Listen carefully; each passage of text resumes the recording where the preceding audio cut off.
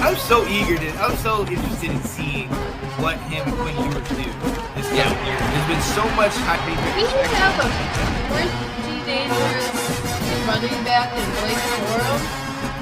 Maryland's got Talia Tagovailoa. Yeah. A little too backyard football.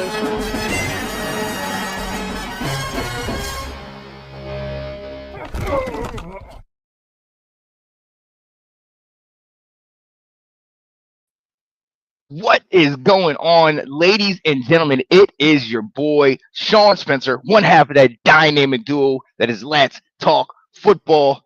And since it's Saturday, had to throw back to the old intro. As you saw, we had another one of our Michigan fans, Kate Alverson, on there. Shout out to her. But right here, you see we got a Notre Dame fan down there, so we wasn't too thrilled about that. Right here, right now, on this Saturday, with the draft less than a month away, we're talking college football. And you know if I'm talking college, you see the helmet right there. You see the helmet. You see how many days it's been since Ohio State has beat his team. That's my guy right there. Host of Restoring the Roar, Alex Loosemore. What up, Alex? Hello. Not too much, man. Always excited to talk college football. And 3 weeks from today would be day 3 of the NFL draft. So spring ball's already underway here, so it's a great time to talk football. Absolutely. Spring ball's here, like you alluded to. A lot of players are getting looked at. We're going to dive into that. But speaking of spring ball, speaking of somebody that is uber excited about any type of football, just like myself, just like both of me and Alex, we got to shout out my guy, Mr. Notre Dame himself, the Fighting Irish, my guy, EK Holiday. What up, EK? Hey, what up, Sean? I know y'all are here to talk college football. I'm here to talk religion. Come on. Football in general, Notre Dame football specifically.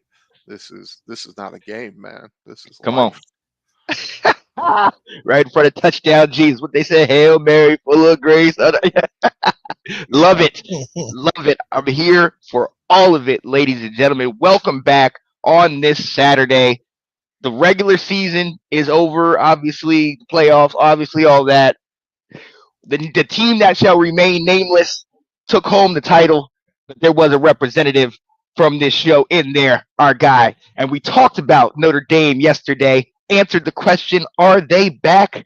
Yes, sir, I do believe so. Yeah, buddy. And so definitely dive into that.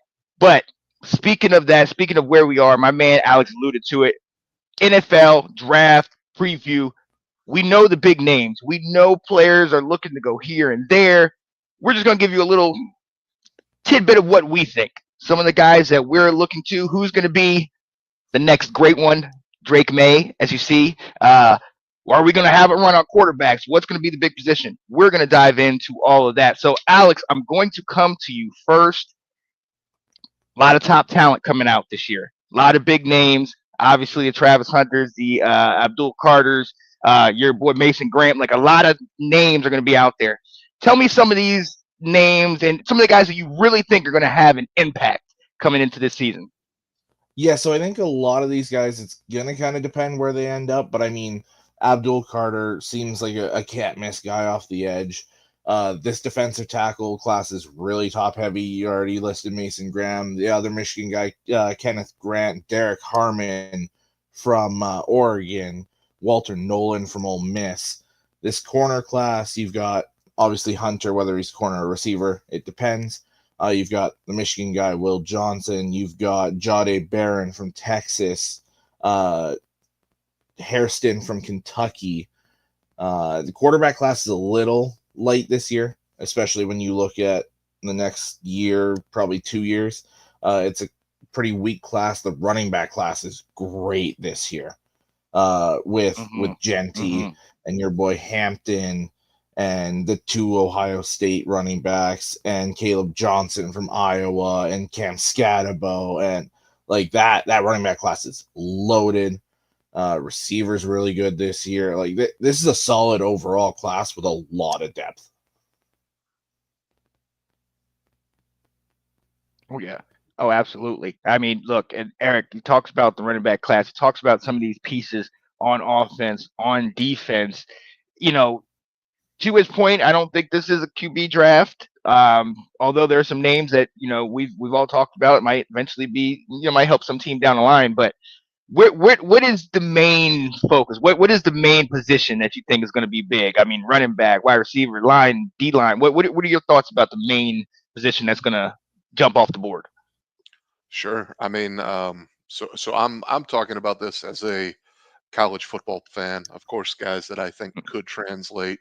I'm not an NFL head like you guys, so when I'm looking through this, I'm looking at the production that I saw in college, and how I do think it translates to some degree. And when I dig through the different lists of position by position, um, I'm not quite as in love with running back as Alex is, just as a whole.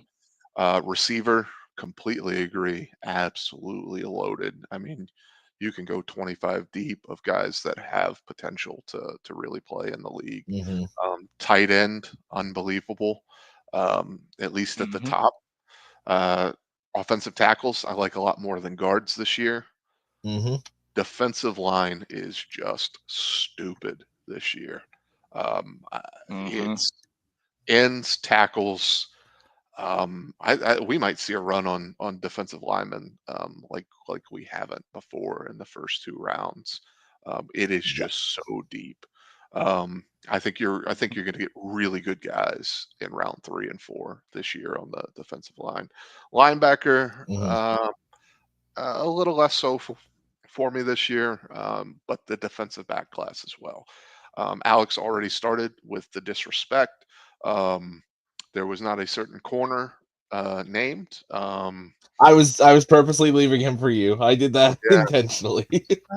I still think disrespectful, but even that position is interesting. And I'm sure we'll jump into it more when we talk about the Travis Hunter, because I'm not sure he's the best receiver or the best corner. Hmm. So, He's but not the he best is, of either. I yeah, wholeheartedly agree. but he is, arguably the best player. But if he doesn't play both, then is he really worth a number 2 overall pick? Mm. So it's just really interesting stuff like that. But I absolutely love the safety class, and corners at the top is pretty electric too. Hmm. So yeah, let's start there. Let's start there. Obviously, it depends on how you view some of these guys. I've seen a lot of people say, speaking of the running back class with an Ashton Genty, like, oh, this guy's going to be great at the next level. But then I've seen people say, oh, well, Boise State, who does he really play? You go to a Travis Hunter. You go to a guy that plays both ways and did it well. But as we've often heard, if you're somebody that does two things well, or you do two things okay, you don't do one thing well. You don't have, you're not that one thing. What can he be? Like, let's be honest. Hype aside, Heisman aside, Coach Prime aside, can he play both ways in the league? And if he does not do that, is he still warranting that number one, number two, number three pick? Alex, I'll go to you first. Yeah, so I right now I think he's gonna go number 3 to New York.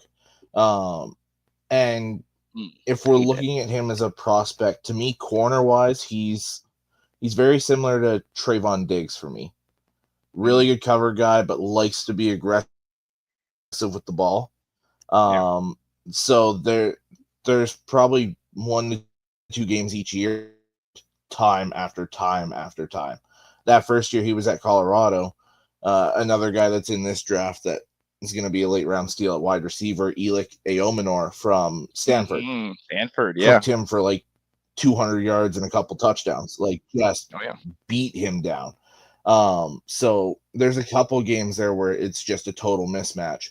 Wide receiver, I think if you're getting him as a full-time wide receiver, I think it's a mistake. I think this is a situational third down guy. Gives you that punch when you need it, but he shouldn't be an every down wide receiver. If Right. I think he should be an every down corner that occasionally plays wide receiver, because he was a number 1 overall recruit as a corner. He's that good at corner for a reason. And he's worked on that. He's worked specifically with Deion Sanders, one of the greatest corners to ever do it. So I think he's a great prospect as a corner and a good prospect as a wide receiver. And I think that's something that that's the only kind of question mark I have, Eric. Like, we've seen what he can do, and we've seen who he was coached by, like Alex alluded to.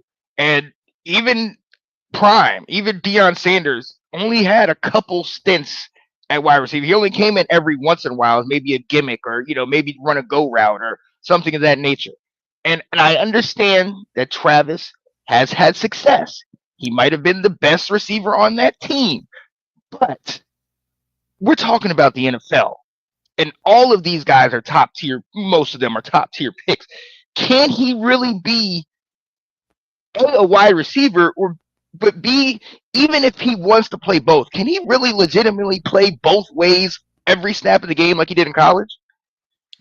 Yeah, it's certainly an interesting question. I'm gonna lean towards no. The dedication that the guys in the pros have to their respective position and their craft. There's not enough time in the day to be an elite wide receiver and an elite corner. Then let's throw in the fact of the fatigue and the wear and tear of an NFL season. I mean, not only is he going to play a lot more snaps, but you're increasing the potential for energy or injury so substantially. I do like kind of the Alex philosophy as far as, hey, this guy could be a great corner. You could draft him as a top corner, and then you use him specialized downs. Maybe he's a red zone guy. Whatever you end up thinking the best move is for your team. I think for me, he needs to play some of both, or he's not a top 3 pick. But that's just a matter of, I'd rather maybe have McMillan as a receiver. I'd rather have Will Johnson as a cornerback. So unless you're providing on both ends, then what really is the value if you're not better than the guys below you? Clearly, the other thing I do like and I'd be interested in is I think he would make a hell of a safety. So if he could transition from a corner to a safety at some point, it could be down the line. We've also seen that extend guys' careers. Charles Woodson, D'Angelo Hall became a fantastic safety. So I think there might be more longevity for him in the defensive backfield as well. But I need to get both to take him that high. Agreed. But that's just and that's my question. Like, is he a gimmick? Is it we all shout out Prime, and I'm glad you brought up Woodson. These are guys that had success as a special teams guy. They were locked down on their defense position, but they never really did it on offense. Travis, and correct me if I'm wrong, I haven't really seen him return kicks or anything. It's been wide receiver and defensive back, which is going to keep you on the field the majority of the game. So to your point, Eric, I do think if you want to spend this top 1, 2, or 3 pick, obviously you need it. You need a player that's going to be an impact guy, but are you really gambling and putting it all into, I hope he is what we saw in college? Because not even Deion can go both ways every play. Woodson couldn't go both ways every play in the league. So is it realistic to think that this guy can go both ways in the league and do it at the level that he did it in college? And the other thing to think about with that is, I mean, maybe he can do it till he's 25. Definitely Will Johnson, but I'm good saying Little John since he up north. But I mean, once he hits 26, what are we doing, man? Like, we all know how our bodies started feeling when you go from 22 to 25. We're not elite athletes by any stretch, but That happens to everybody. Look, I know how my body felt from 11 o'clock to 12 o'clock. It's like, yep. I'm going to feel that one later. Okay. But and so look, let's start right there. You guys have alluded to it. Obviously, right now on a lot of mocks, number one guy off the board for a lot of people is Penn State's Abdul Carter. We know Travis Hunter, Will Johnson's been mentioned, Mason Graham, James Pierce. The run on defense should be huge. We talked about that. Yeah. You look at these players, and I'm strictly going to start with obviously Hunter, Carter, Will Johnson, who I'm very, very high on, Mason Graham. These guys are disruptors. These guys are guys that can shut down parts of the field, parts of the game, things of that nature. Is that what we're leaning to? I mean, we alluded to it's not really a big run on quarterbacks. People are iffy with how they feel on the backfield. Obviously, wide receivers are big, but what I've seen is that defense looks like it's going to eat. What would you guys think? Could we get like 3 out of the top 5, 4 out of the top 5 picks as defensive players? I mean, what are you guys thinking? Ooh, you want to go first, or I can take it first, Alex? Either way. I'll hop in on this. So, all right, go ahead. I think Cam Ward's going to go first. I think Tennessee's fallen in love with him. I think he's going 1. And then I think, to me, the Patriots are going Will Campbell. They need that left tackle. They've gotten the rest of their offensive line. Protect Drake May, get that tackle. But then after that, it's like you've got Carter, you've got Hunter, you've got Will Johnson, you've got Graham, you've got Jalen Walker and Michael Williams from Georgia. You've got Walter Nolan, you've got Grant, you've got we could probably see 7, 8 edge rushers and 4 or 5 defensive tackles and 3 or 4 corners and 2 safeties, and like this defensive draft class is insane, especially at the top. And I mean, it's Jalen Walker and Jahad Campbell of Alabama, both are guys that could be your stand-up linebackers, or they could rush off the edge. So it's like, what position do teams see them at, and then where does that affect their draft value there? There's just so much great defensive talent. Like Eric said, you're going to get some of these guys in the 2nd, 3rd, 4th, maybe even the 5th round that could be quality starters, which you don't see often. Yeah, I would jump in on that too. I might have a slight counter because I have the same overall philosophy as Alex as far as how good the defensive class is. But with how few of that offensive players there are in this year's draft, I can miss on a Travis Hunter and I can still get a Benjamin Morris in the 20 to 30 pick. So, but if I skip on my receiver, quarterback or running back, because I said I'm not in love with them, or some of the offensive linemen, am I going to get that high of a quality if I don't take them early on? That's true. I could kind of see a run on offense and then just a complete flip over to a huge run on defense. But just a different way of looking. Mm-hmm. Oh yeah. And I mean, at the end of the day, and I think Alex alluded to it earlier, is that it's going to come down to need in certain positions, and certain teams are going to figure out what do we need the most. And you see a lot of these players, defense, and it's a big deal. What we saw in the Super Bowl is if you can get, especially a D line, 4 studs on that D line, then you can sit 7 back and just play coverage.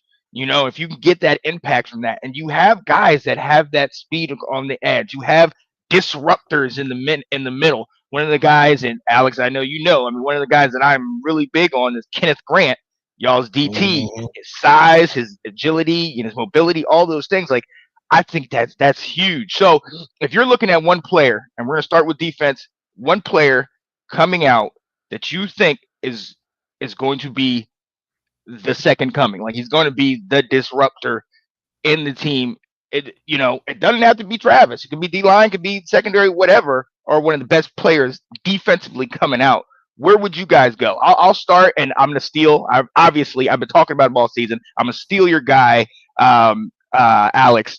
Will Johnson. I need to pair him with Mikey Samerstill so we can get that Michigan secondary because I know how good you are. I know how good you guys are. So, but I honestly think with his IQ and how well he has played, even though he didn't play all of this last year because of the injury, that guy, he's going to change somebody's secondary, in my opinion. But go ahead. What were you thinking, Alex?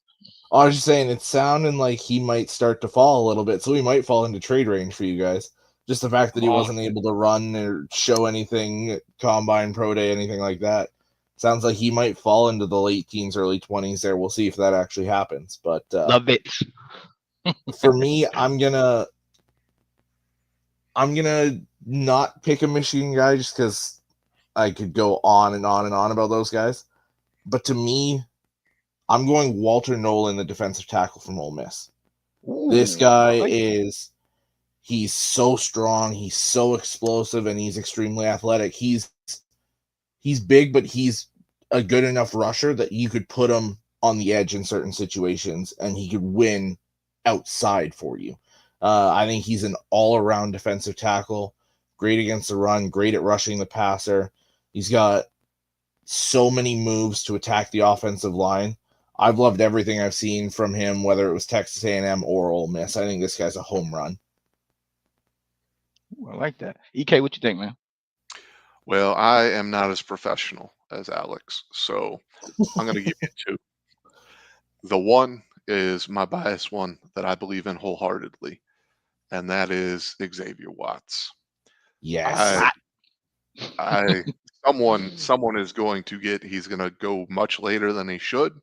Yep. He is a ball hawk. He is a freak on the back end, and he just has a sense of where the ball is going to be. He reminds me of what Harrison Smith was for us in his final year. And that's a great comparison. Yeah. Wow. Nice. Yeah. Harrison Smith, that dude's going to the Hall. So yep. Of course, that's not a one-to-one comparison, but it reminds me a lot of that. Now, if I take off my cap full of bias and I act a little more professional, I think Nick Scourton out of Texas A&M. Okay. If he had been out last year, he probably would have been a top 5 pick. It was a little bit of a down year for him, but part of that was also just because their line as a whole was so good that he didn't look quite as dominant as he actually was. Great run defender. He can rush the pass really well. He can drop into coverage too. He gave me a lot of sleepless nights in August, and he showed up when we played. Super impressive player to me, but I think he's really overlooked on a lot of the draft boards that I've seen. Oh, I can dig that. I like that. Yeah, no, to go along with that, and maybe this is a little bit biased, maybe looking a little bit from the Washington perspective. A lot of the reason why Will Johnson, obviously I've been talking about him, but Washington is in need of that position. We need to get up our to really build up and bolster our secondary. We got Lattimore in the trade last year, but we've also let go of a lot of guys. And along those lines, I mean, this is somebody that Will and I have been talking about. Will is a big proponent for bigger corners. Eastern Carolina. Revel, yeah. What's the name? Sherelle Revel, I think. Siobhan Revel, junior Revel, contribution. Yeah. Who is? Yeah. Siobhan Revel, yeah. Loving his size, loving his contribution. He's. Yeah. Okay. Yeah. No, loving his size. It's 2. Just under 200. Let me get a little bigger. Played over there at Eastern Carolina. I love his ability. I love the fact that this is a guy that can play bump, but also go back in coverage. He's got good wheels. Ran a 4.40. Like, I'm a big fan of this. Now, obviously, I'm looking in that position, but secondary is huge in my book. And getting somebody like that, albeit we don't have the best history in kind of looking at corners, but this is a different regime from when we got an Emmanuel Forbes. I genuinely think This guy could be big for us. Anybody else you guys look at on defense before we move over to offense? Oh, I mean, I'm sure the list is insanely long. Let me just throw this out there with the conversation as a whole. It's not really something you put out there, but let's talk real quick about best player in the draft on defense Mm, to you. hmm To me, the best player in the draft as a whole is on defense, and his name isn't Abdul Carter. mm. Oh, Unfortunately, his name starts with Will and ends with Johnson. Um, Come on. yeah, this dude is an absolute freak. He's a little too aggressive at times, but that's yeah. also how you get big plays. Um, Yep. I don't know that there's a better player in the draft to me than Will Johnson, and that really hurts to say. So I'll leave it at I agree. I agree, and I mean I let Alex take over. I mean, you know how great he is, even after he was hurt all year. Hmm. This year, just the IQ, just his ability to diagnose the play and be in the right place at the right time. I mean, I love the guy. 6'2", 200, ran a 4.340. Like, huge fan. But I'll let you go, Alex. Yeah, and I mean, with him, we played a lot of man early on, and then switched to a lot of zone later on here. But this guy didn't allow a single touchdown in his college career. I know it was 2 years and like 2 games, but still, the amount of games we played and the big time games we played and the receivers we played against, he Yeah. didn't allow a single touchdown. He's good against the run. He's a willing tackler, willing to just to lay the hammer when he needs to. To me, this is the perfect all around corner prospect and one of the better ones we've seen probably since Pat Surtain II. I like that comparison a lot for Will Johnson here. Um, yeah, to me, there's a lot of talk about him not doing any of the offseason stuff because of the injuries and how fast is he really, and all you need to see is that tape. You can put it on, whether it was Marvin Harrison Jr., whether it was Jeremiah Smith, whether it was like there's so many different top tier guys that he went against that he shut down. To me, that's one thing to kind of give one of Eric's guys some love, since he showed my guys some love. Benjamin Morrison. To me, what he did to Marvin Harrison Jr., he's not getting enough respect for. I know he had the injury, but this dude, to me, should be a first round corner. If he slides into the second, somebody's getting an absolute steal. But to me, I think Will Johnson should be a top 10 pick. I don't know if he's going to end up being that. Just because they're making a big deal out of the athleticism. But I mean, put on the tape of him breaking through on the bubble screen, taking the pick off new Michigan quarterback Mikey Keenan, running it back, and nobody on the screen with him. So I think he's a great corner. Yeah, they hated on guys like Luke Kuechly for lack of Yeah. athleticism, but I knew watching Boston College, it didn't matter. That dude could play. I was good. When they know what you're doing before you do it. Yeah, that you're so much faster. Yeah, 100%. They call it out. They call it out. All right, look, let's go over to the offensive side. Obviously, the two quarterbacks, there's a couple quarterbacks out there, but the two that are coming off the board that a lot of people are thinking about, Shador, Cam Ward. Shout out to those guys. And look, let's stop right there. How good can these guys be? I'm somebody that watched Cam Ward at Washington State and then watched him when he transferred. So glad he got that opportunity to play at Miami and then to ball out like he did. Sucks that he couldn't make it into the college football playoff, but when you come up against Syracuse, that's what happens. They do what they do. But then you also have Shador, who a lot of people are going to tie him with his dad and Dion and the Rollies and all that nonsense. But then on the other side, you have somebody that has some of the most yards passing, some of the great completion percentage. The guy can dot it up down the field. Worked with Tom Brady. You got these two guys. I'm not even going to ask who's going to be better. Do we think they live up to the hype in the league? You want me to Well, start or you want to start? I'll jump on it because you're going to have much more insight on this than I am. I think ultimately, when it comes to quarterbacks, I am such a believer in destination over the Yeah. talent that they are. Yeah. So, what situation they land in, I think is going to be just a huge determining factor in whether they're successful or not. Both guys, from when he was at, what is the school he was at in Texas? Jackson State. Oh, who? Cam Ward before he went to Washington State. He was at Incarnate Word before. Yes, yes. Oh, wow.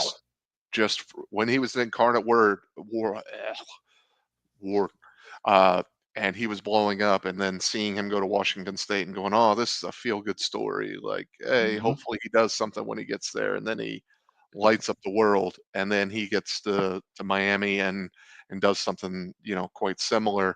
Um, Very, very confident player, which you like. But there were also some concerns that I've heard about, maybe the work ethic off the field.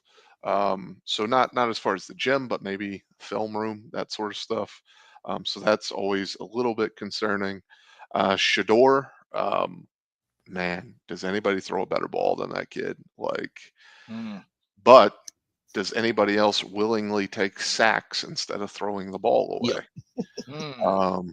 So super interesting to see what he's like once he's not under the tutelage and maybe to some degree the the protection of his father. Yeah. Um, Yeah.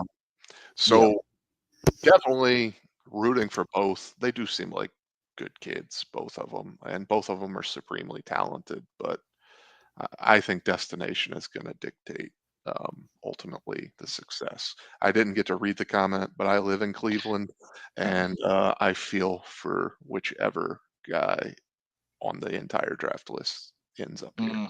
Mm. Yeah. Yeah. Look, at the end of the day, like I think you guys hit it on the head, especially with Shador. My big thing is seeing Shador in the limelight when his dad is not closely watching him. Like we Yeah. know how much his dad has been involved in his life, whether it be at Jackson State or whether it came to Colorado. But now, especially if he goes somewhere, and if he doesn't have immediate success, if he's not, the reason for everything, and now is almost scapegoated. I wonder. I want to know how Shador is going to react to that. How is Shador going to react when the media comes after him and his dad is not sitting there defending him right next to him and that whole situation? That's what I want to know.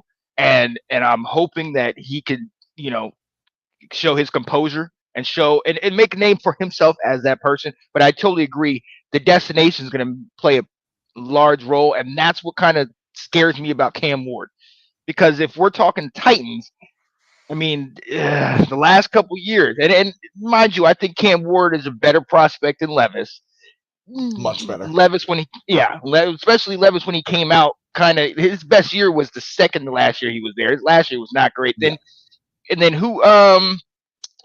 Malik Willis out of Liberty. We all knew that was development. So they're getting a better QB, but if they don't have immediate success, if they struggle early, how is Cam Ward going to react? How is he going to be if he's having good games and the rest of the team is struggling? And then the media starts putting that microphone in his face and saying, "Hey, is there anything else that the team can do or whatever? Does he take a shot or does he lift him up?" It's that character that I'm interested in seeing because we know that they're not most likely not going to be on a team that's winning right away. So how can he react to that? So that's going to be interesting. Um, Now is here's there the thing with anybody Cam else? Ward, dude. Yeah. With Cam, we kind of got a little bit of insight into that this year. Because if you looked at it at Miami, he had to play hero ball to get them out of some of those games. Cal specifically, right. Virginia Tech, those, and it was he never took a shot at, hey, I'm the one that got us out of this, or right. If it wasn't for me, like we would have got blown out. These guys kept letting them back in. It was always, we won, we got out of it alive. It was very team oriented in that sense. So I think we've gotten kind of a look into that. And also looking at him compared to those last Tennessee quarterbacks, Levis and Willis, he's in a better situation than both those guys because they've now solidified the offensive line. They drafted Skoronski 2 years ago, J.C. Latham last year. They signed Kevin Zeitler away from us this year to play that last guard spot. That offensive line's pretty damn good now. You've got Calvin Ridley. You go get another receiver in the second or third round. Maybe if a Luther Burden slides there, which it sounds like he actually might slide early second round there, you can end up stealing him away. Then you're in a pretty good situation because the defense is already good. Brian Callahan worked with Burrow early in his career at Cincinnati. He's been pretty good working with quarterbacks. So I think if you tweak a couple things with Cam Ward, I think he could be a really successful quarterback. Oh yeah, and I'm looking to see. I really want to see how these guys do. But going on with the offense, we've alluded to it. Wide receivers deep, tight ends got a couple big names. O-line even has a couple players. EK, I'll come to you. What do you think is one of the top positions out there on offense that will be available in the draft?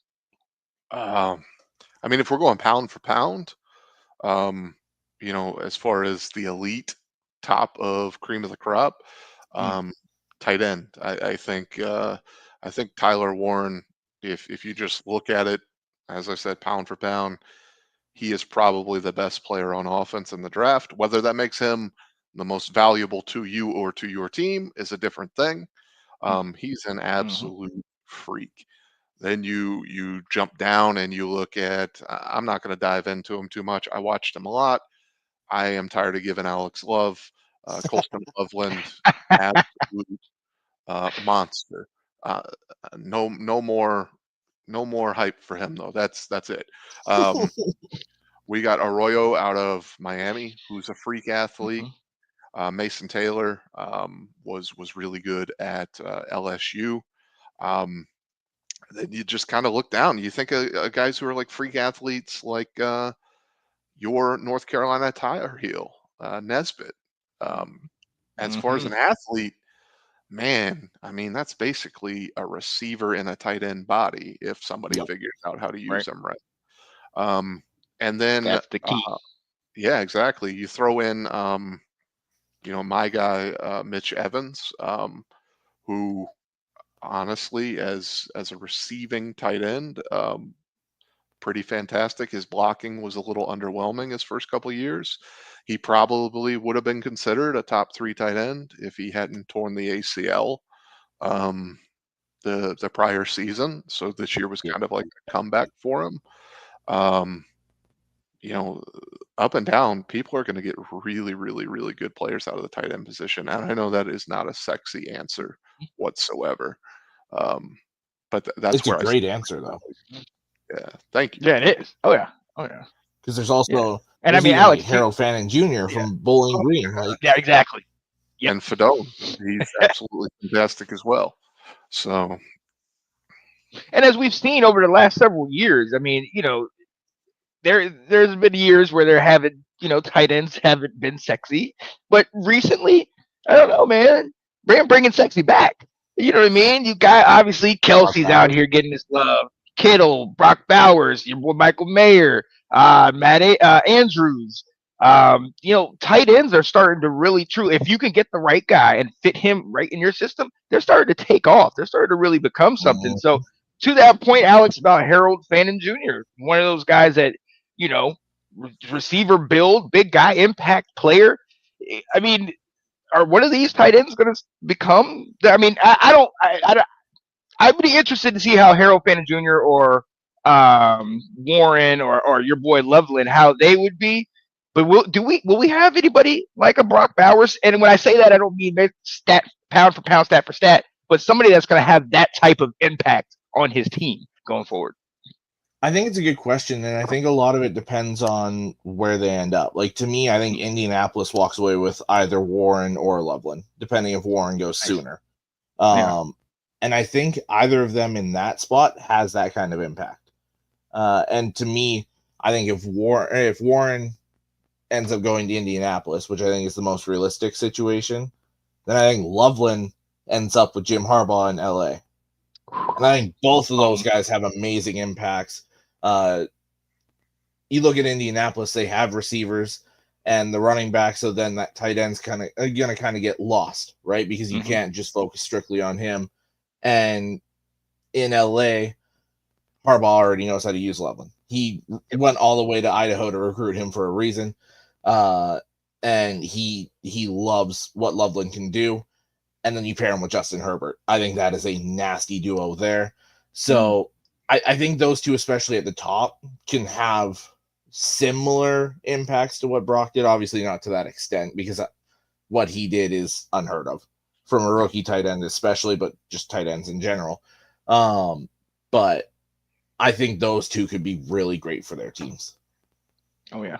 Oh, absolutely. And, I'm always biased. And thank you. You guys keep going back with this Notre Dame, Michigan thing. I just like when you could show my guy a little love, Eric. And I appreciate you show Nesbitt some love. Okay. That's my guy. 1-8, baby. Let's go. But again, he has size, but he's got to be in the right fit. And as you saw, he's decent, but didn't have a great year because he didn't have that Drake May. He didn't have that stud at quarterback. So again, destination, which is the theme here, where they end up is going to be huge for him. But past that, you got wide receiver, which is huge right now. There's a number of guys out there. Running back, and I'm going to allude to that. I'm going to get to that a little bit later. But then O-line, Alex, I know, as a matter of fact, I'm just going to come to you with this. If those of you that don't know, my guy Alex played the line for several years. I only wish I would have been able to run behind this guy. Okay, guy was a road grader. He just pushed people out the way. Talk about this O line. Talk about some of these guys coming out. Kelvin Banks. Some of these big names. Who do you think is going to be the guy that is going to rock everybody's world? What's your thoughts? To me, the number one overall guy is clearly Will Campbell out of LSU. This guy's been elite since he stepped on the field in Baton Rouge, and it's been year after year after year for this guy. He's been phenomenal in the run and the pass.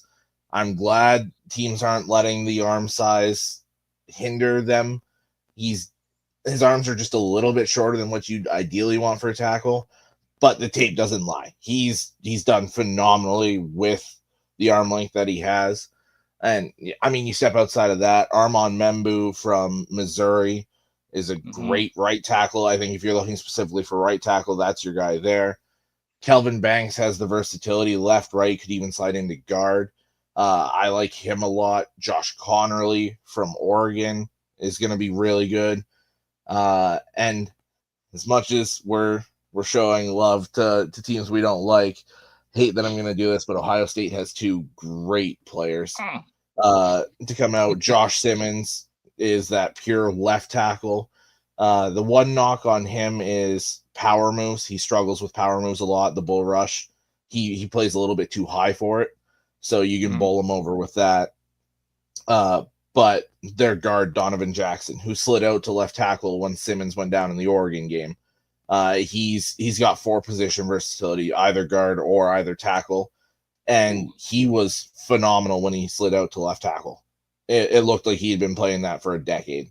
So I think that's a guy late first round that's going to be a steal for somebody.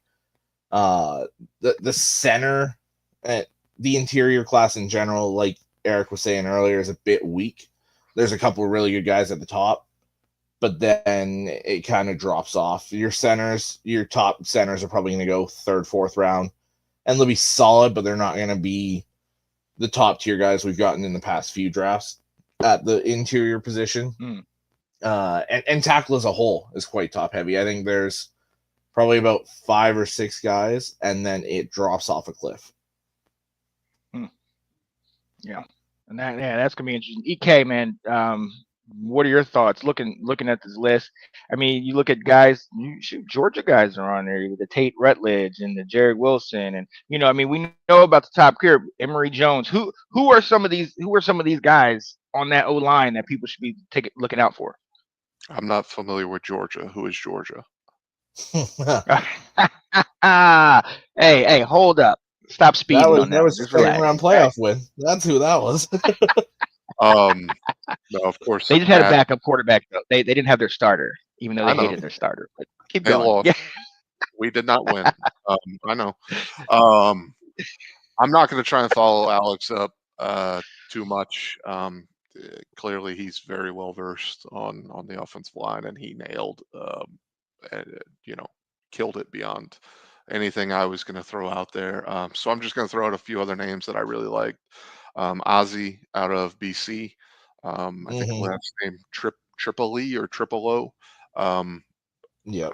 I don't know that I see him as a dominant force on either left side or right side, but I do see him as a 6, 7 year starter, Mm, which is, that's what you're looking for once you you get to love that round size. 3. Oh, yeah, absolute monster. Yep.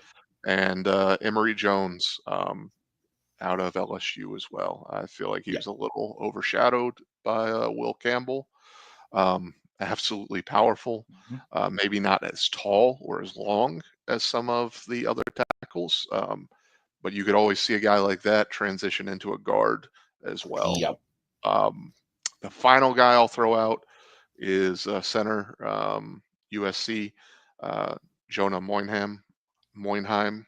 Um, he nothing but consistent his entire time at USC and very, very good at a position that was really a struggle, the offensive line as a whole for USC the last few years. So those are some guys that stand out to me, but you know, Alex crushed it. Oh, absolutely. Hey, and look, and that's going to be something that a lot of teams, especially in Washington, we're interested in alignment. I would love to pair JD5 with one of his former LSU boys. Bring him into town. Let's get that thing going. But That'd be awesome. whenever we talk about linemen, we got to talk about who they block for, and that's me. That's the running back, baby. And I know EK said he wasn't feeling. It's been. I think I'm gonna talk about it. I think I'm gonna dive into it real quickly. Obviously, we know the Ashton Genties, my guy Omarion Hampton, the two-headed monster, Travion Henderson, and Keyshawn Junkins.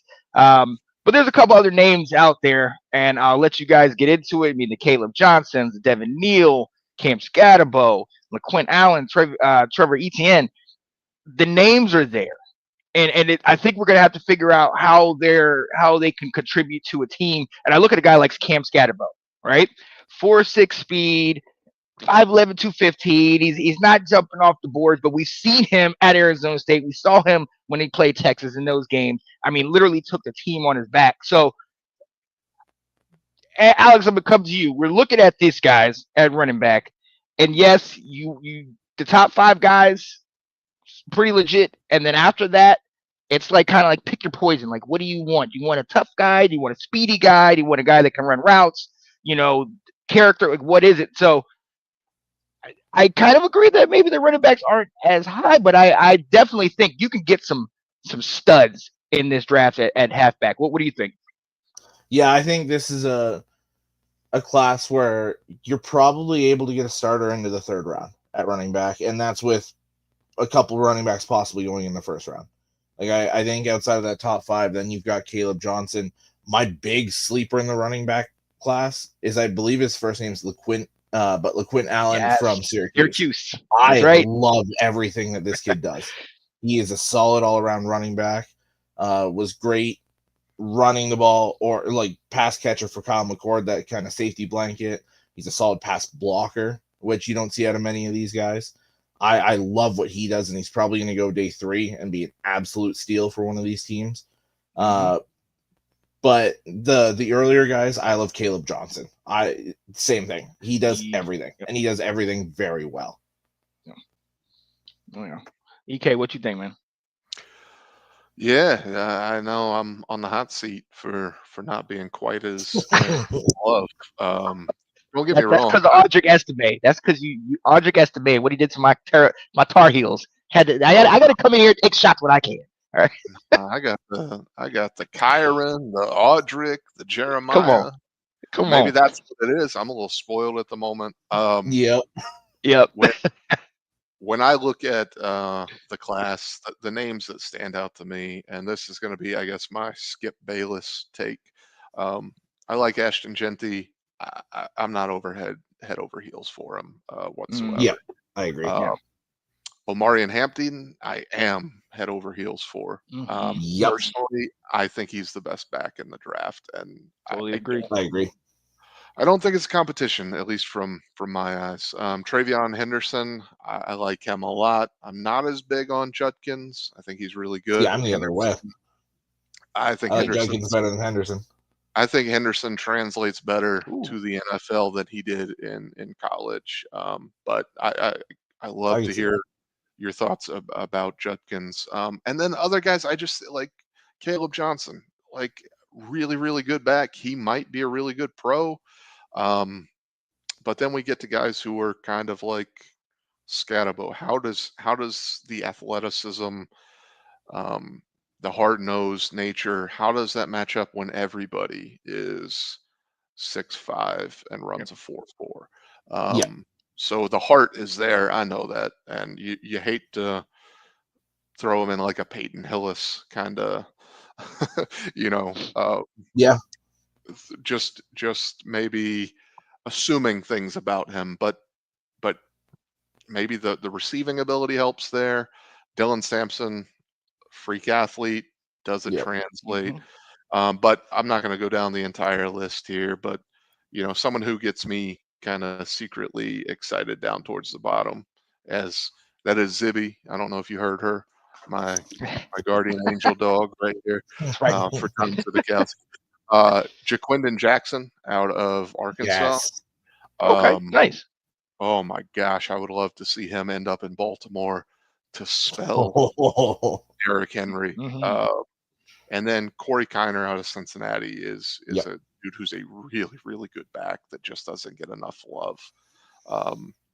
So that was long-winded, but I'm just not quite as in love with most of the guys. And running back is a position that traditionally, like, I do fall head over heels for guys like pretty often. Yeah. Oh yeah, I get it. And that's the thing. Again, the theme has to be the right fit. But there's a lot of names that were looked at a lot higher in years past that because of this year have dropped. I look at a guy like Ollie Gordon, who 2 years ago, Oh, yeah. I was saying to Alex, this guy, he's gonna be the guy. He's gonna, and he just did nothing. As a matter of fact, it was after the BYU game 2 years ago where they completely shut him down after he was having a Heisman season and never really got back up to par. And then the DUI at the beginning of last year, and then he just never came to fruition. But he still got the talent. He still got the ability. I don't think there's any character issues or anything like that. So we can keep him there. He could be a sneaky great pick for somebody deep down the line. So I am biased because I was a back. Yeah, who do you think? My other one like that is Donovan Edwards. It was I was going to great ask you when about him. Corum was there and Haskins, and the last couple of years was great. And then it was like, okay, he's the main guy this year, and then Kalal Mullings just blew him out of the water. Yeah, Edwards became a total non-factor. that was something I was about that to see how he would translate, because from being what he was and what he meant for your team on that national championship run to then kind of seeing that it wasn't even a fall off. It was just the best guy showed, like Mullins just took over the role. You know what I mean? Yeah. And that's, I'm very eager to see how he comes. Look, one more real quick.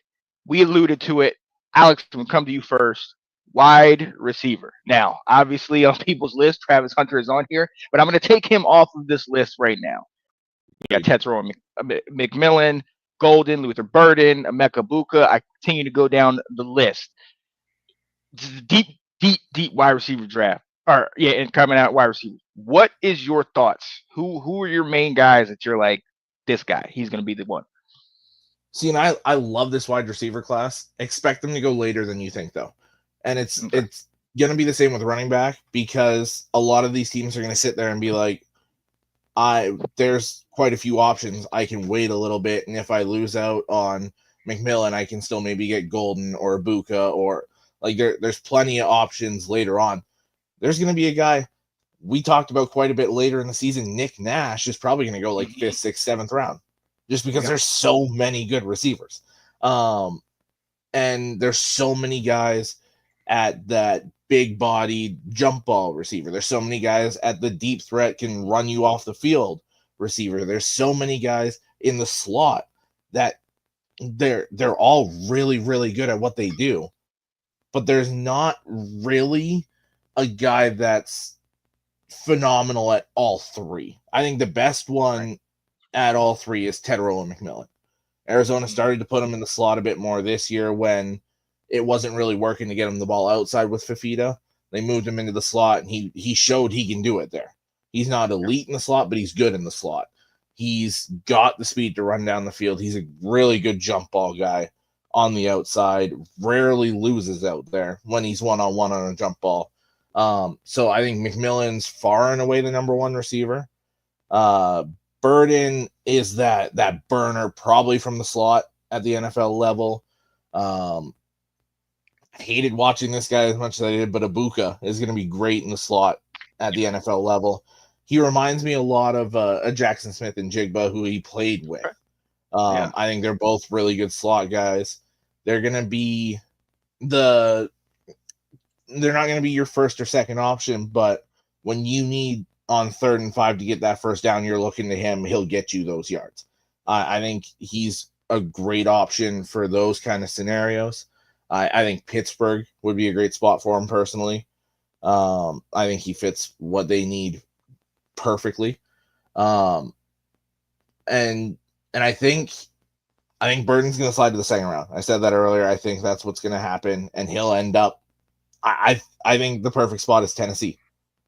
Cam Ward throws to him. I love that fit a lot. But yeah, this receiver class might not have the top level of some of the past few years that we've had, because we've had some great receiver classes, especially at the top. But this one's a lot deeper than I can remember in recent memory.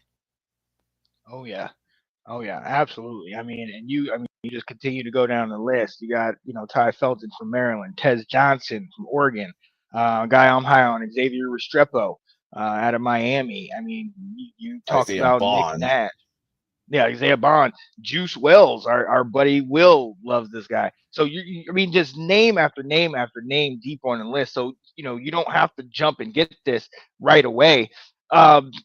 Eric, I mean, what are your thoughts? We've talked about how deep wide receivers are. I mean, obviously there might be one or two guys. Maybe I'll take a chance, but really, you can just sit back, focus on whatever you're gonna focus on, unless you need that immediate wide receiver need. And you can really pick up, like Alex said, you can pick up these guys a couple rounds down the list and still get quality guys. Yeah, absolutely. I looking at the list, listening to you guys talk, receiver was definitely a position we all felt high on. To a large degree, I really feel like I could, throw a dart at the board and feel pretty comfortable with a lot of these guys. To Alex's point, definitely McMillan, I think, is far and away the best, but that doesn't mean that the guys below him aren't great. Golden, Burden, freaking burners, Emeka. I mean, he spent 4 years under Brian Hartline. He's going to be a plug and play guy if he goes to a good team. One guy that pops for me, I'm not going to go rename everybody you all just did because you did such a great job of it. But Ja'Cory Brooks out of Louisville. That's a great name. Yeah, I think the transfer and the injury prior to it, coming back from that, he didn't get to shine quite as much as he should. I think he is going to turn a lot of heads if he ends up with the right quarterback. Mm-hmm. I can dig that. I can dig it. And look, and like I said, I'm not bringing in Travis Hunter into it because I just do not foresee him playing 100% of the wide receiver snaps. And now, mind you, nobody does. Like, you don't, most wide receivers don't, because they're different packages. So you don't have them playing 100%. But what I mean, you guys know, he is not, when offense comes on the field, it's not automatic that he's coming out there. And if it does, we'll see what happens. But I think you really are gonna start to, take away from his being a great corner guy, great cover guy. If you're trying to then put him on all your offensive snaps, so that I didn't want to put him on there. And another reason is one of the awards he got at the end of the year. And this is not me taking a shot at Travis Hunter. You know how great he is. He's a great athlete, great person. Yeah, X, Y, and Z. But to have him win wide receiver of the year, the best wide receiver of the year. Yeah. That's a popularity. Right. That's just a popularity thing. They wanted to give him more awards. Like that, he was not the best receiver. No disrespect to how well he did this year, but he wasn't the best receiver in the country, in my opinion, my humble opinion. So that's why I just want to give other people the opportunity from this list. So look, offense, there's defense. We even covered a couple of sleepers here and there. At the end of the day, and we hope you've gotten this, the theme is it depends on where you end up. Got to have the right scheme, the right fit, working with the right people around you, the right quarterback, other linemen, coaching, whatever it is. You got to have that right fit. So we're just out here looking and giving perspective from, watching college football religiously and talking about it every single day. Because the college football season never ends. Trust me on that. All right. So look, man, with that being said, we are going to go ahead and get out of here. I want to send a special shout out to our guy, E.K. Holiday, Mr. Fighting Irish, coming to join us and get down and talk a little football and be nice. You were really nice to this Michigan guy. I know how, some people can't do it. As a matter of fact, I'm not even. I had you on the bottom. Now I got to have you all equal playing ground right now. All right. Hey, I mean, he made the natty. He's true. Both of us right now. That's true. So as a matter of fact, it's unfortunate that I like talking to Alex, and I agree with most of his opinions. It does hurt a little bit. Hey, let me throw one thing out. Playing nice with a Notre Dame fan, I will say. Exactly. Let me throw this on the closing. I'm not going to go into it, but I just want to put it on the record. Big fan of Louisville's quarterback. So just one day when it all comes to fruition and we're doing the draft grades 5 years from now, this is on the record. Big fan. I'll throw mine out then. Since he left, I can talk about him. Kyle McCord. I think that's my sleeper quarterback. Oh, I love that. Oh yeah, I love that. Okay, I can dig it. I'll give mine. Harold Fannin Jr. I know we talked about it. I know that's not really a surprise, but a lot of people look at the fact that he went to Bowling Green and are like, oh, can he do it? He's gonna go like third, fourth round. That is an absolute steal. Yeah, I think he's gonna show up. I'm looking. I think he's going to have a big season. Let's just put it out there. We'll see what happens. Hey, I've been wrong before. I'm okay with it. All right. Look, for my guy, you see the maize and blue right there. Well, I appreciate. I know you with your family, and you still came on here with me, man. I've been trying to go back and forth to get you on here, and I'm so glad we finally got back on here, man. For sure. My guy, Alex Loosemore. And like I said, that's my guy down there, E.K. Holiday, in front of Touchdown Jesus. And you see who I'm in front of. The great Drake May. Yes. Yes. The day. I love my guy. All right. Well, look, we got to head out of here, man. We appreciate you guys joining us, watching, tuning in. Stay tuned for all the good stuff we got coming up. Let's Talk Football, the Blitz, then Washington Football Weekly, college football update, some of those things coming. Alex, Restoring the Roar. Is that this week? Wednesday night. Woo-wee! Here we go. Wednesday night, Restoring the Roar. Tune in. It's going to be some good stuff. Hey, the draft is coming up. Stay tuned. What's going on, Handy? Oh, shout out to Handy and Colin. I got to shout you guys out. this week in Georgia football, they covered it. That we can't call them out anymore. They took the time and they talked about all the infractions from the Georgia Bulldogs and who's to blame and what direction you go in. Hey, shout out to them. If you want to watch something about Georgia, the SEC, these are the guys you got to check out, man. Definitely good stuff. Each of us have been on there from time to time. Some of us like to hide some of those episodes because I said some things. I apologize. I was a little excited. But but look, we're heading out of here, man. We will see you guys next time. This has been Let's Talk College Football. We appreciate y'all, and we're going to end the only way we know how. Tar Heel Nation. Let's go! Tar